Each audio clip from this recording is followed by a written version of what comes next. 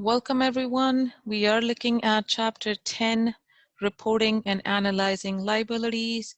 And this is me, Guru, once again. So let's see what our learning objectives for this class will be.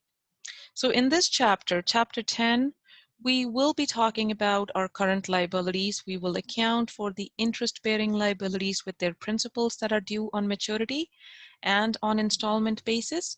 And then we will look at identifying the requirements for the financial statements presentation and analysis of these liabilities. So your liabilities is your present obligation to transfer economic resources as a result of past transaction. Now, as we have said in past, your liability is something that the business owes to somebody else. There has to be a past transaction, present obligation, and a future settlement. Once all of those three criteria are satisfied, then our transaction becomes a liability. Now, depending on when that liability is expected to be paid within the 12-month period or outside of that 12-month period, then determines whether we are looking at current liability or a long-term liability. So one type of liability is a financial liability. So these types of liabilities have a contractual obligation to pay cash in the future. While most liabilities are financial liabilities, as an example of one that is not, is deferred revenue. Okay, deferred revenue. Okay, what we're talking about here is the distinction between financial and non-financial liabilities. Okay, most liabilities are financial in nature, where the business is expected to pay out cash, such as your accounts payable, where you will have to pay out cash. But items such as your deferred revenue, where somebody has paid us in advance, there is no way we are giving that money back. We will provide the services or sell the goods, but we are not giving that money back. Once the money comes in, we keep it. Okay, that's a non-financial liability. So your liabilities can be financial or non-financial. But your current liabilities are something that is expected to be paid or settled within 1 year of the date of the statement of financial position or within the operating cycle. So through payment by cash, through the transfer of goods or services, or through creation of another liability such as a notes payable. So all the liabilities are classified, or all other liabilities that are not current would automatically then classify as non-current or a long-term liability. So the criteria that we have discussed in the past with regards to determining what's current and long-term, it's still the same. Take the longer of 1 year or the operating cycle. An operating cycle was your cash to cash cycle. So some common types of current liabilities are indicated here, which is your accounts payable and accrued liabilities, such as your salaries payable, interest payable, taxes payable. There could be some refund liabilities, deferred revenue, which is a prepayment from your customers, sales and property taxes, payrolls, notes payable, and current portion of your long-term debt or liability. Now, when it comes to sales taxes, your sales taxes is your GST and your PST. So your goods and services tax, that's a federal tax. And on the other end, we got our provincial taxes, which is PST. Luckily in Alberta, up until this point, we haven't had a PST. Okay, so we don't have to worry about that, but other provinces do have PST. Now, if these are combined, the GST and PST is combined in certain provinces, it is referred to as HST, which is Harmonized Sales Tax. So if we do have to deal with that, then the journal entry looks like this. So we are crediting cash for $11,300. We are crediting sales for $10,000, and we are collecting 13% of harmonized sales tax on this, which becomes credit to sales tax payable account for $1,300. So in this case, your asset is going up, your liability is going up by $1,300, and your shareholders' equity, which will be your revenue, is going up by $10,000. So our sales is only what we had sold. Any taxes that the business collects on is a liability. We are collecting the taxes on behalf of the government and it has to be remitted to them. So it's a liability for the business. So sales tax payable, it may or may not be included in the sales price, but it has to be periodically remitted to the respective government agencies. So if you have the GST, then the GST is remitted to Canada Revenue Agency. If we have PST, then the PST has to be remitted to appropriate province, wherever that PST is applicable, whether that is BC or any other province, then we will have to pay it to that province. So when you are paying or settling these liability accounts, we will debit our sales tax payable account and credit cash. Property taxes. So anyone who owns a property is liable for the property taxes for the each calendar years. And these property taxes comes from municipal or provincial government.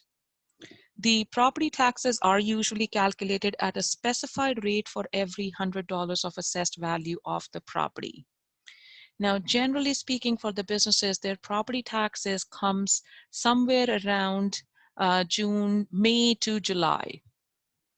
So when the property tax bill is received by the business, in this case, they're talking about March, an expense is recorded for the months that have passed.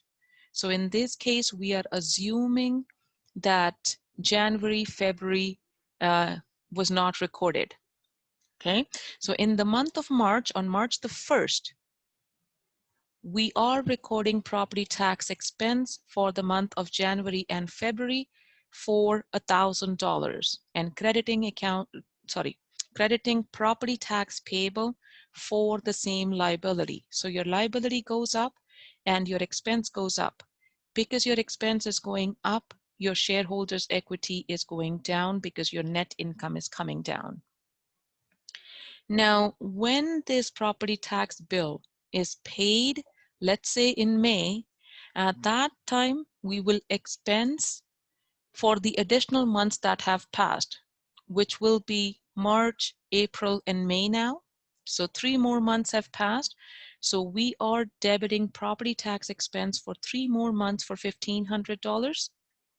The property tax payable liability that was booked in the earlier example or the earlier date in March when the invoice was received is now being debited. The total cash paid for the property tax is $6,000. So the remaining difference, which is $3,500, then becomes your prepaid property tax. This prepaid account will be cleared against the expense at the end of the year, or it could be at the end of the period, depending on how often the company is booking their adjusting entries. So at the end of the year, if we are clearing out the prepaid account, this is an adjusting entry. At the end of the year, the asset doesn't exist anymore. It has been completely used up. So we are crediting the prepaid property tax account for $3,500 that was set up on May 31st. And we are debiting property tax expense account because it's completely used up. So the effect of that transaction on your accounting equation will be a reduction to your asset account for $3,500 as well as your shareholders' equity that has gone down. Payroll. Now there are 3 types of payroll. There are 3 types of the liabilities related to the employee salaries and wages. So one is their salaries or wages that are owed to the employee. We also know them as gross pay.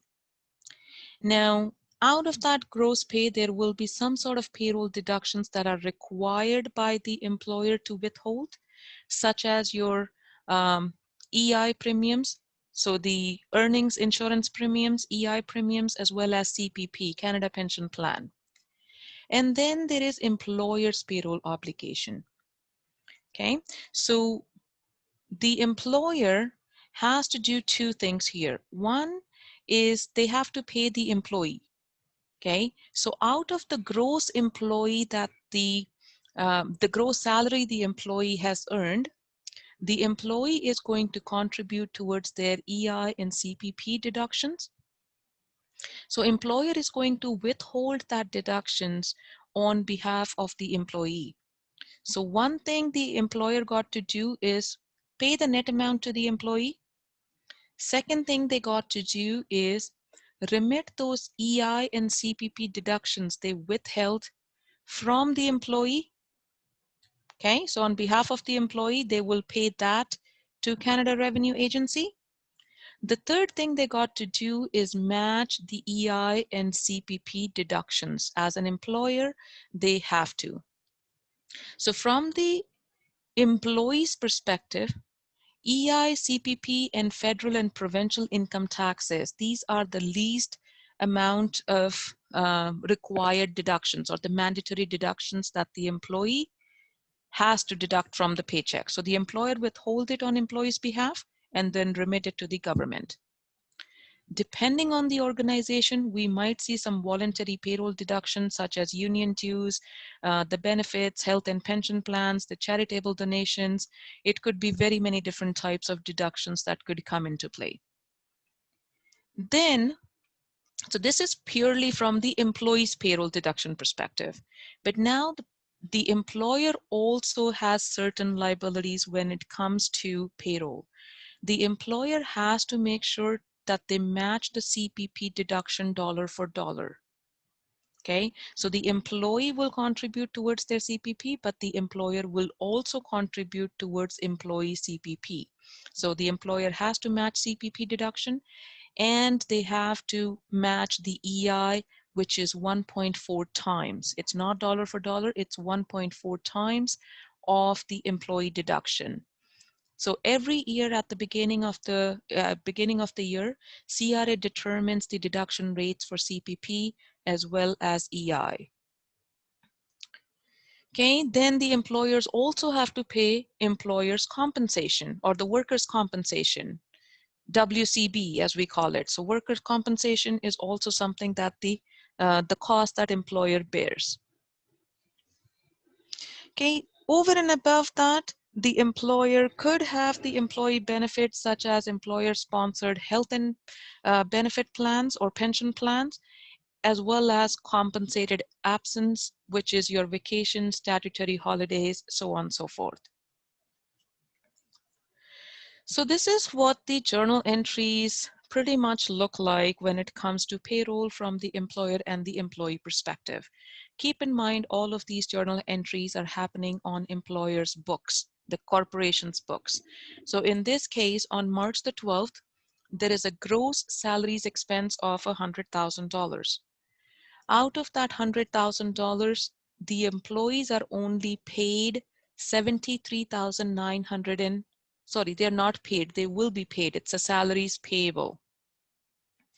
So the employees will be paid $73,991, but all of the other difference between $100,000 and the gross and the net, so 100,000 minus 73,991 is for all of the employee deductions.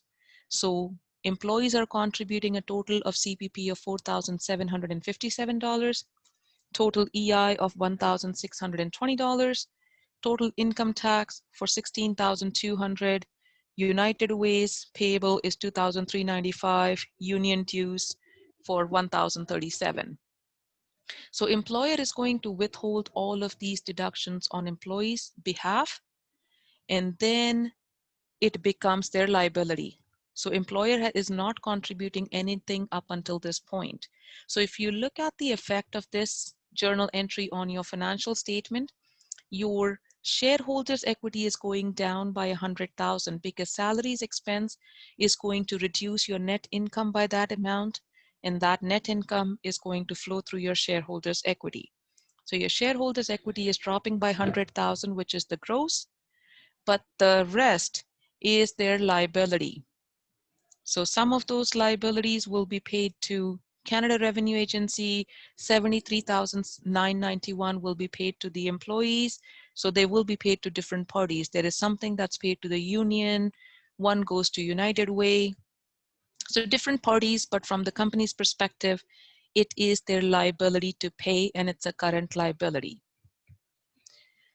From the employer's perspective, for the same transaction on March the 12th, the employee benefit expenses for $11,530 are recorded, which includes the match for dollar for CPP. If you look at the original entry, the CPP contributed by the employees in total was $4,757. And that is exactly the same amount that the business is contributing towards CPP as well. It has to be the same. It has to be a dollar for dollar contribution. For the EI, the employees contributed $1,620. 1.4 times of that is employer's liability, which is $2,268. Okay, this, when the employer is contributing towards that, it becomes part of the employee benefit expense accounts. They are also contributing towards the workers' compensation and health insurance plan. So from the employer's perspective, once again, all of that $11,530 is deemed as liability to be paid to various parties here. The shareholders' equity is driving down by the same amount because it's an expense. So with regards to these current liabilities, we will be looking at these examples in class. The next thing we are going to talk about is your interest-bearing liabilities. So your indebtedness to a creditor by issuance of a note payable or receipt of bank loan. So the original amount was borrowed as principal. So in addition to paying off the principal, we are also paying interest. Okay, so principal plus interest. So when you're borrowing from the bank, let's say against notes receivable, what you're doing is today you are borrowing the principal amount, but when you are repaying it, you need to repay the principal as well as the interest on that note. So that is what we are talking about here. So the two types of interest-bearing liabilities that we are discussing here, there is a single principal payment on maturity, which is your notes payable. So in this case, we will pay our principal and our interest together at the end when the note matures. The other one is your principal installment payment.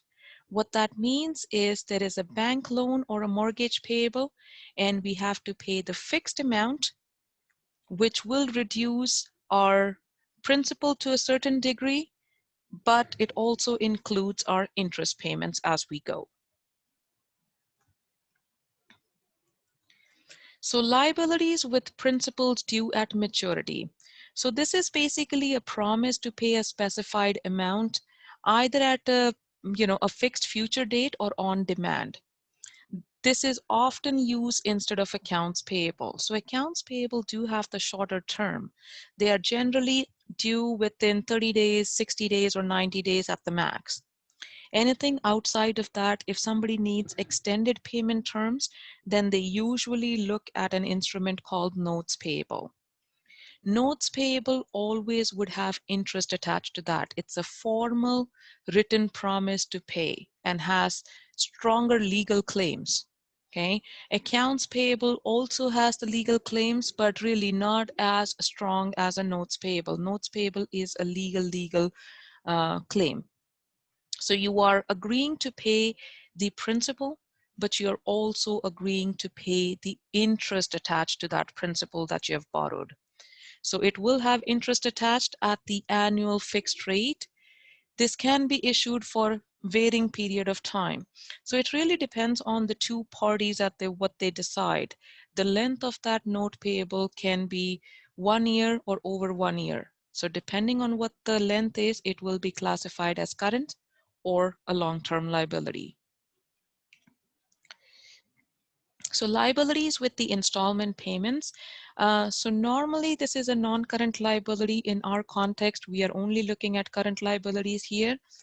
So obligation has to be paid after 1 year or more, which is for the bank loan and the mortgages.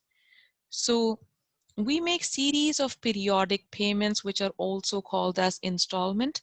So think of your mortgages. When you are paying your mortgages, the payment that you are making includes interest. So first that payment is allocated to the interest, then the remainder is allocated to the principal. So your principal will reduce, but the amount will first be allocated to the agreed interest. That is how your fixed installment notes would work. Same as your mortgages. So when it comes to your equal payments, so the loan is repayable. Equal payments, think of this as your mortgages. So with your mortgage, you borrow and then you pay the same amount every period. So that is equal amount that's paid. In the back end, it will be allocated to the interest first and then the remainder towards your principal. So the loan is repayable in equal periodic payments, beginning, underlying, including, and the underlying interest. So you are paying the principal and interest as you go.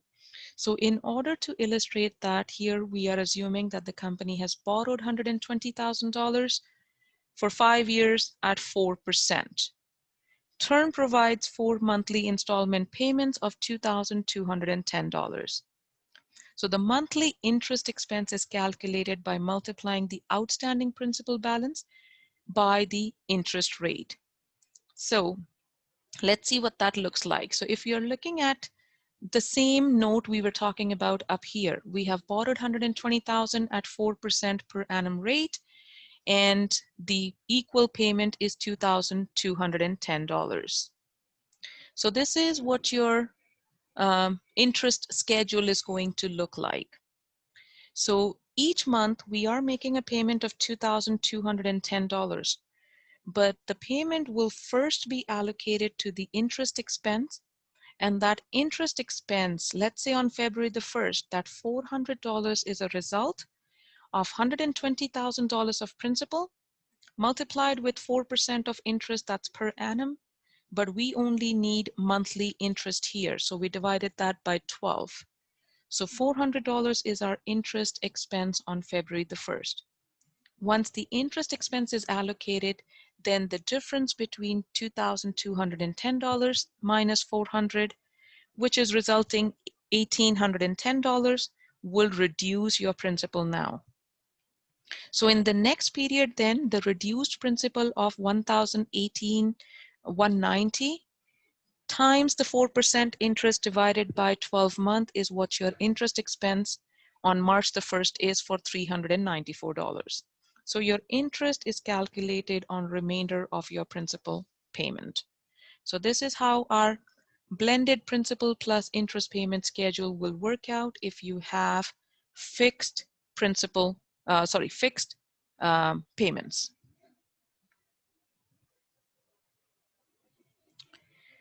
Current and non-current portion of your debt. So the portion of your non-current or the long-term debt that is due within the current year or the operating cycle is seen as the current liability.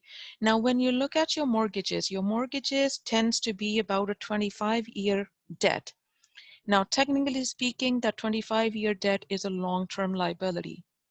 But if you analyze your mortgage payments a little bit further, then you would recognize that you're making the payments as you go. So any portion that you are paying or expected to pay on the principal within the next 12 months from your last financial statement date will be part of your current liability. The remainder then becomes your long-term liability. So that is current portion of your long-term debt. So your non-current liabilities that we are discussing here are your bank loans, notes, mortgage payables, bonds payable, which are a long-term liability, lease liabilities, and deferred income tax and pension liabilities. So we are only discussing the current portion of your long-term debt. So in that context, we will look at some of the long-term liabilities, but we are not going to look at bonds, leases, or deferred income tax. So we will review these examples in class. And as far as chapter 10 is concerned, your differences between IFRS and ASPE are listed here. We are not discussing the bonds in this chapter. So that is all I had for chapter 10, guys. Thank you so much for listening.